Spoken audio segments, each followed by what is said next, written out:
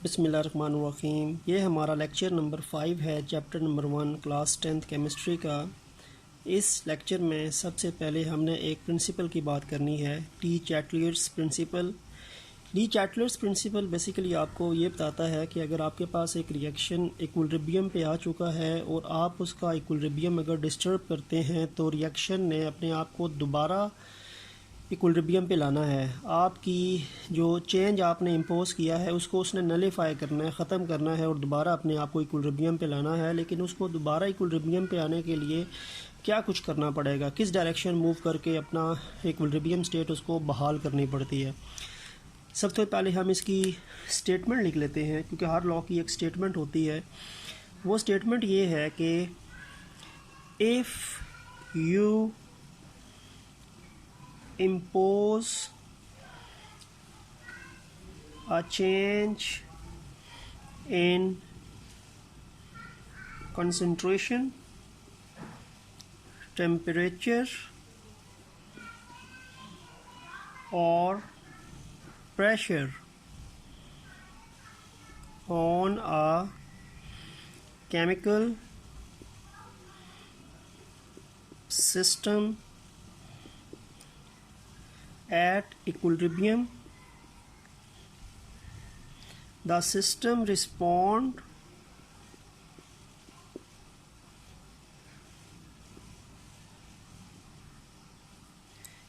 in such a way that opposes the change। देखिए, सबसे पहले तो हम इसकी स्टेटमेंट जो है वो अंडरस्टैंड कर लेते हैं कि आपके पास एक केमिकल सिस्टम जो इक्विलिब्रियम पे था, जो इक्विलिब्रियम अटेन कर चुका था, एक केमिकल सिस्टम यानी केमिकल रिएक्शन अपना इक्विलिब्रियम मेंटेन कर चुका था, अचीव कर चुका था। आपने उस इक्विलिब्रियम मेंटेनिंग केमिकल सिस्टम के ऊपर एक तब्दीली इम्पोज की। इम्पोज का मतलब है जो आप ज़बरदस्ती किसी भी सिस्टम के ऊपर एक चीज़ जो है वो डालते हैं।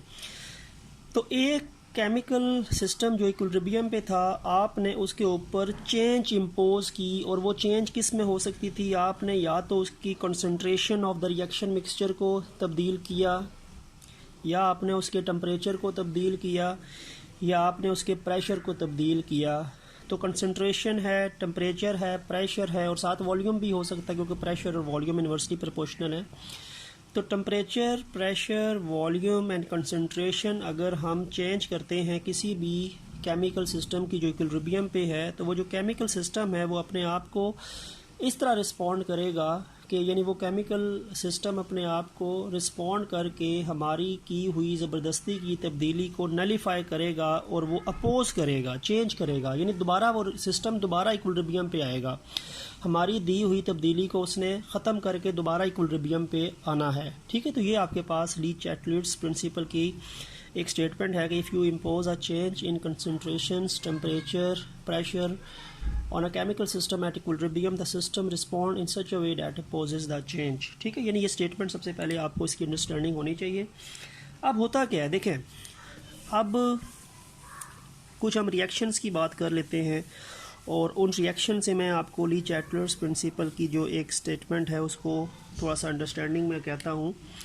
आपके पास जी रिएक्शन है 2SO2 plus O2 reversible 2SO3 और secondly you have another reaction. ये दोनों रिएक्शन हमने लास्ट लेक्चर में डिस्कस भी किए थे, इंपॉर्टेंस ऑफ इक्विलिब्रियम कांस्टेंट के आखिरी पॉइंट में।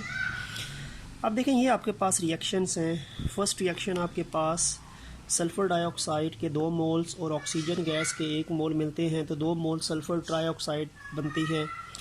और सेकंड जो आपके पास रिएक्शन है वो नाइट्रोजन गैस का 1 मोल और हाइड्रोजन गैस के 3 मोल मिलते हैं, तो 2 मोल्स अमोनिया बनते हैं। अब ये रिएक्शन अपना इक्विलिब्रियम अटेन कर चुका है और इन्होंने जो अपना इक्विलिब्रियम अटेन किया है उसमें मसला ये होता है कि जो आपके पास ये प्रोडक्ट होते हैं इनकी मिकदार जो होती है वो कम होती है। इसीलिए इंडस्ट्री के लिहाज से या इंडस्ट्रियल प्रोडक्शन के लिहाज से ये दोनों रिएक्शंस फिजिबल नहीं होते जिनमें आपके पास प्रोडक्ट कम होते हैं। ठीक है, ये तकरीबन 33% होता है और इसकी मिकदार भी कम होती है जब आपके पास इक्विलिब्रियम मेंटेन होता है। अपनी ओरिजिनल कंसंट्रेशन जिसमें ये रिएक्शन चलता है, ठीक है। अब हम ये चाहते हैं कि हम इसके इक्विलिब्रियम को अगर डिस्टर्ब करें, टेम्परेचर चेंज करके, प्रेशर को चेंज करके, वॉल्यूम को चेंज करके, कंसंट्रेशन ऑफ रिएक्टेंट या प्रोडक्ट रिएक्शन मिक्सचर को चेंज करके, तो इक्विलिब्रियम ने तो डिस्टर्ब होना है और रिएक्शन ने दोबारा अपने आप को बैलेंस करके इक्विलिब्रियम पे लाना है कुछ तब्दीलियों के साथ, ठीक है। अब देखें है क्या, याद रखें कंसंट्रेशन की बात करें। कंसंट्रेशन, अगर मैं रिएक्टेंट्स की कंसंट्रेशन बढ़ाना शुरू कर दूँ ना, अगर मैं कंसंट्रेशन ऑफ रिएक्टेंट्स बढ़ाऊँगा तो इक्विलिब्रियम डिस्टर्ब होगा और इक्विलिब्रियम डिस्टर्ब होने की वजह से रिएक्टेंट्स अपने आप को दोबारा कम करने के लिए फॉरवर्डली डायरेक्शन को मूव करेंगे ताकि इन दोनों के मिलने से SO3 का प्रोसेस जो है वो बनना शुरू हो जाए, प्रोडक्ट बनना शुरू हो जाए। तो अगर मैं रिएक्टेंट्स की मिकदार बढ़ाता हूँ तो रिएक्शन फॉरवर्ड जाके अपने आप को बैलेंस करेगा, इक्विलिब्रियम पे दोबारा आएगा। और अगर मैं प्रोडक्ट्स की मिकदार बढ़ाना शुरू करूँ तो प्रोडक्ट की मिकदार बढ़ाने से रिएक्शन ने रिवर्स मूव करके अपने आप को दोबारा बैलेंस करना है। इसी तरह यहाँ पे भी अगर मैं रिएक्टेंट्स की मिकदार कंसंट्रेशन ऐड करना शुरू करूँ तो इक्विलिब्रियम डिस्टर्ब होगा और रिएक्शन को फॉरवर्ड जाके अमोनिया बनानी पड़ेगी ताकि इन दोनों में जो मैंने मज़ीद कंसंट्रेशन ऐड की है वो कंज्यूम होकर दोबारा अपनी ओरिजिनल स्टेट पे आ जाए। तो अगर आप रिएक्टेंट्स को बढ़ाना शुरू करेंगे तो रिएक्शन फॉरवर्ड मूव करेगा और फॉरवर्ड मूव करके प्रोडक्ट की मिकदार बढ़ाना शुरू करे, यानी प्रोडक्ट मज़ीद बनना शुरू होंगे और आपके पास रिएक्शन बाद में इक्विलिब्रियम पे आ जाएगा, ठीक है। अगर मैं प्रोडक्ट्स की मिकदार बढ़ाना शुरू करूं तो रिएक्शन रिवर्स जाके अपने आप को दोबारा इक्विलिब्रियम पे लेके आएगा। तो पहली बात यह है कि कंसंट्रेशन ऑफ रिएक्टेंट्स बढ़ाएंगे, रिएक्शन फॉरवर्ड जाके अपने आप को बैलेंस करेगा, दोबारा इक्विलिब्रियम पे लेके आएगा आफ्टर सम टाइम। और अगर मैं प्रोडक्ट्स की कंसंट्रेशंस बढ़ाता हूं तो रिएक्शन को बैकवर्ड जाके अपने आप को दोबारा इक्विलिब्रियम पे लेके आना पड़ेगा, ठीक है। दूसरी बात होती है कि प्रेशर, अगर मैं प्रेशर बढ़ाता हूं ना, ये आपके पास एक केमिकल सिस्टम है ये ऊपर वाला, जिसमें आपके पास लेट्स सपोज के मैं लिखता हूं कि ये कंटेनर है, इस कंटेनर के अंदर ये ऊपर एक पिस्टन है, इसके अंदर आपके पास SO2 भी है, O2 भी है और ये मिलके SO3 भी बना रही हैं। यानी ये तीनों प्रोडक्ट्स, ये प्रोडक्ट्स और रिएक्टेंट तीनों सब्सटेंसेस जो है ना वो एक ही सिस्टम के अंदर मौजूद हैं। एक ऊपर एक ख़ास प्रेशर डेवलप हुआ है पिस्टन से, ठीक है। अगर मैं क्या करता हूँ कि अगर मैं प्रेशर बढ़ाना शुरू करूँ, अगर मैं पिस्टन को नीचे की तरफ धकेल के प्रेशर बढ़ाऊँगा तो रिएक्टेंट्स के मिलने के चांसेस ज़्यादा होंगे। ये दोनों आपस में रिएक्ट करके प्रोडक्ट की मिकदार को बढ़ाना शुरू करेंगे और ज़ाहिर बात है अगर मैं प्रेशर बढ़ाता हूँ तो वॉल्यूम कम हो जाता है बाय इंक्रीजिंग प्रेशर या बाय डिक्रीजिंग वॉल्यूम।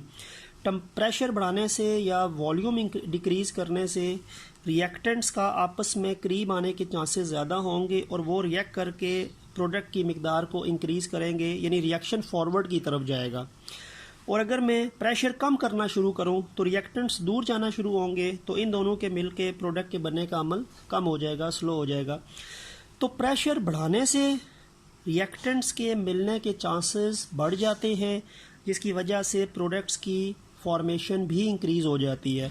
तो हम ये कह सकते हैं कि by increasing the pressure increase करने से रिएक्शन इक्विलिब्रियम डिस्टर्ब होगा और इक्विलिब्रियम डिस्टर्ब होने के बाद रिएक्टेंट्स को आपस में मिलने के चांसेस इंक्रीज़ होने की वजह से इनका रिएक्शन का रेट बढ़ेगा, प्रोडक्ट्स का फॉर्मेशन इंक्रीज़ होना शुरू हो जाएगी, प्रोडक्ट का यानी प्रोडक्ट की प्रोडक्शन बढ़ना शुरू हो जाएगी। इसी तरह इसमें भी अगर मैं N2 और H2 के ऊपर प्रेशर बढ़ाऊंगा तो N2 और H2 आपस में करीब आते जाएंगे और इनके आपस में मिलने की वजह से प्रोडक्ट की फॉर्मेशन ज़्यादा होगी। तो दूसरी बात, जब पहली बात मैंने कंसंट्रेशन की बात की कि अगर मैं रिएक्टेंट्स की कंसंट्रेशन बढ़ाऊंगा तो रिएक्शन फॉरवर्ड जाएगा और प्रोडक्ट ज़्यादा बनना शुरू होंगे। सेकेंडली, अगर मैं प्रेशर इंक्रीज़ करूँगा, प्रेशर बढ़ाने से भी ये जो आपके पास रिएक्टेंट्स हैं इनका क्लोज आने का अमल शुरू होगा और इनके क्लोज आने की वजह से प्रोडक्ट की फॉर्मेशन ज़्यादा होगी। तो प्रेशर इंक्रीज़ करने से भी रिएक्शन फॉरवर्ड जाके प्रोडक्ट ज़्यादा देगा और सेकेंडली रिएक्टेंट्स की कंसंट्रेशन बढ़ाने से भी रिएक्शन फॉरवर्ड जाके प्रोडक्ट की अमाउंट को इंक्रीज़ करेगा। इक्विलिब्रियम डिस्टर्ब होगा और दोबारा इक्विलिब्रियम आएगा तो प्रोडक्ट्स ज़्यादा उसमें बन चुके होंगे, ठीक है। फिर चीज़ होती है जी टेम्परेचर। अच्छा, टेम्परेचर जो है ना, ये एक ऐसा वेरिएबल होता है बेसिकली जो कि डिपेंड करता है कि आपके पास रिएक्शन एंडोथर्मिक है या एक्सोथर्मिक है। अब ये जो दोनों रिएक्शंस है ना, ये ऊपर वाला रिएक्शन ये भी एक्सोथर्मिक है, डेल्टा एच इसकी जो आखिर में वैल्यू आती है वो नेगेटिव होती है, और ये जो नीचे रिएक्शन है ये भी एक्सोथर्मिक है, डेल्टा एच नेगेटिव। एक्सोथर्मिक ऐसे रिएक्शंस होते हैं जिनसे हीट रिलीज होती है। जब ये रिएक्शंस चलते हैं, ये दोनों मिलते हैं, प्रोडक्ट बनेगा, तो रिएक्शन अपने अंदर से हीट को बाहर की तरफ सराउंडिंग में भेजेगा। अगर हीट सिस्टम से सराउंडिंग की तरफ जाती है तो रिएक्शन एक्सोथर्मिक होता है, और ऐसे रिएक्शन का डेल्टा एच नेगेटिव होता है। और अगर रिएक्शन सराउंडिंग से सिस्टम की तरफ हीट एब्जॉर्ब करना शुरू करते हैं तो वो एंडोथर्मिक रिएक्शन है, उसमें डेल्टा एच पॉजिटिव होती है। तो ऐसे रिएक्शन जिनके अंदर से हीट रिलीज होती है वो एक्सोथर्मिक होती हैं, उनका डेल्टा एच नेगेटिव होता है। और ऐसे रिएक्शंस जिनका हीट एब्जॉर्ब होता है सिस्टम से, सराउंडिंग से सिस्टम की तरफ हीट आती है तो वो एब्जॉर्ब करते हैं, तो वो पॉजिटिव होते हैं, डेल्टा एच वो एंडोथर्मिक है। अब ये दोनों रिएक्शन एक्सोथर्मिक हैं। तो बेसिकली बात ये होगी कि ये रिएक्शंस ऑलरेडी अपने अंदर से हीट रिलीज कर रहे हैं। अब हमने रिएक्शन को फॉरवर्ड चला के प्रोडक्ट की मिकदार को बढ़ाना है ताकि रिएक्शन इंडस्ट्री के अंदर फिजिबल हो सके, तो हमें इनके टेम्परेचर को डिक्रीज़ करना पड़ेगा। अगर हम टेम्परेचर डिक्रीज़ करेंगे किसी भी एक्सोथर्मिक रिएक्शन का तो रिएक्शन फॉरवर्ड चलेगा और रिएक्शन आपको प्रोडक्ट ज़्यादा देना शुरू होगा।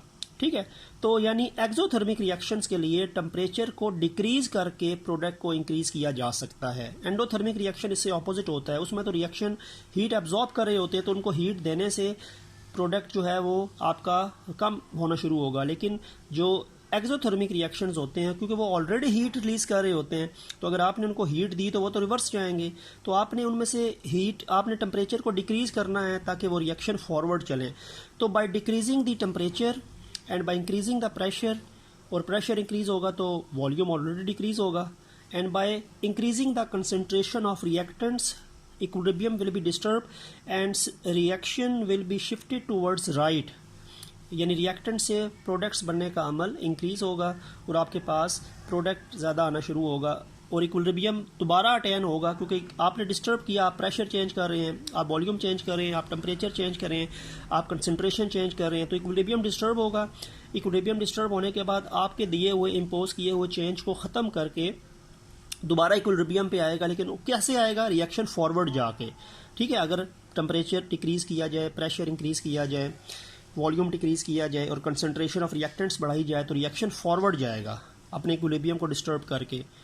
ठीक है, और अगर आप टेम्परेचर या प्रेशर या वॉल्यूम जो ऐसे हमने यहाँ पे किया है उसको रिवर्स किया जाए तो फिर रिएक्शन रिवर्स जाएगा, यानी बैकवर्ड जाएगा।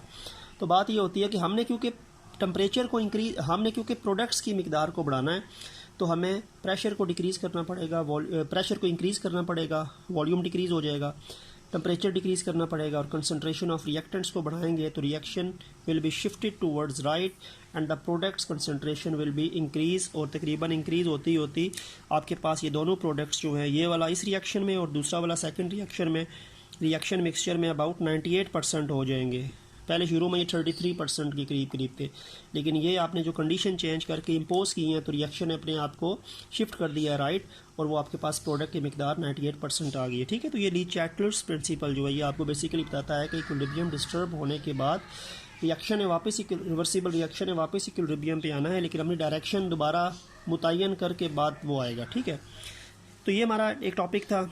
इसके बाद एक हमारा टॉपिक जो है वो बनता है जो बिल्कुल लास्ट में है आपके चैप्टर नंबर 1 के। ये जो ली चैटलर्स प्रिंसिपल था ये और वो टॉपिक दोनों पेज नंबर 15 पे हैं। तो that is basically title of that topic is macroscopic characteristics. अच्छा, मैक्रोस्कोपिक करैक्टरिस्टिक्स बेसिकली किस चीज़ की? These are the macroscopic characteristics of equilibrium reaction. जब आपके पास रिएक्शन इक्विलिब्रियम पे पहुंचता है या रिवर्सिबल रिएक्शन जो होता है तो उसमें कौन कौन सी करैक्टरिस्टिक्स होती हैं? मैक्रोस्कोपिक, मैक्रो का मतलब होता है जो बड़ी होती हैं, जो ऑब्जर्वेबल होती है, जिनको ऑब्जर्व किया जा सकता है, जिनको फाइंड किया जा सकता है। ठीक है, एक माइक्रोस्कोपिक होती हैं। माइक्रोस्कोपिक तो स्मॉल चीज़ को कहते हैं जिसकी ऑब्जर्वेशन के लिए आपको कोई स्पेशल माइक्रोस्कोप या इस तरह की चीज़ें होनी पड़ती हैं। लेकिन जो मैक्रोस्कोपिक करैक्टरिस्टिक्स होती हैं ये बल्क में यानी बड़ी क्वांटिटी में जो चीज़ होती है उसकी करैक्टरिस्टिक्स को हम मैक्रोस्कोपिक करैक्टरिस्टिक्स कहते हैं, जैसे कि डेंसिटी हो गया, विस्कोसिटी हो गया, टेम्परेचर हो गया, प्रेशर हो गया, वॉल्यूम, ये ऑब्जर्वेबल चीज़ें हैं, इनको आप आसानी से ऑब्जर्व कर सकते हैं, तो इनको इसीलिए इनको हम मैक्रोस्कोपिक करैक्टरिस्टिक्स कहते हैं।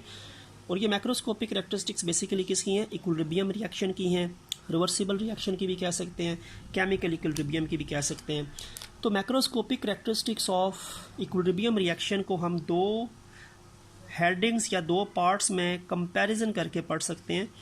इसके दो पार्ट्स बनते हैं जी, एक को हम कहते हैं फॉरवर्ड रिएक्शन और एक को हम कहते हैं जी रिवर्स रिएक्शन।